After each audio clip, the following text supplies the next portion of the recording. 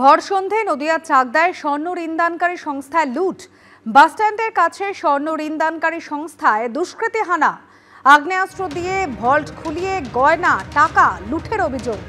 দুই দুষ্কৃতীদের খোঁজে ইতিমধ্যেই তল্লাশি শুরু করেছে পুলিশ। ঘটনাস্থলে পুলিশ সুপার।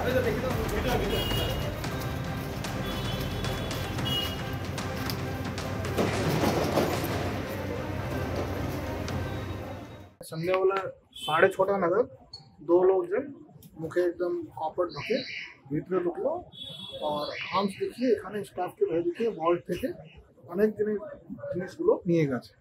তো আমরা পুরো চেক করছি কি নিয়ে যাচ্ছে আর সিসিটিভিগুলো আমরা খুঁটিয়ে দেখছি। এটা ট্র্যাকিং দেন বুক দেখা ছিল, পুরো ক্যাপ ছিল, পুরো লং আর্ম শার্ট পরা ছিল, ঠিক আছে, মানে পুরোটা কভারই নিজের ফেসকে পরে নিয়েছিল। আর সন্ধ্যাবেলা 6:30 পরে যে সময় স্টাফ এখানে নর্মালি প্রায় ওই শেষের দিকে ছিল অফিসের স্টাফ, তারপরে ওরা ঢুকেছে, ওরা ওদেরকে লক করে আগে সব জিনিসটা নিয়ে ওরা লক করে তারপরে ওরা পালিয়েছে। কোনো ফিজিক্যাল ইঞ্জুরি না, কারো ফিজিক্যাল ইঞ্জুরি নেই। Those criminals were having arms, সেটা আমরা দেখতে পাচ্ছি, আমরা ফুটিয়ে দেখছি।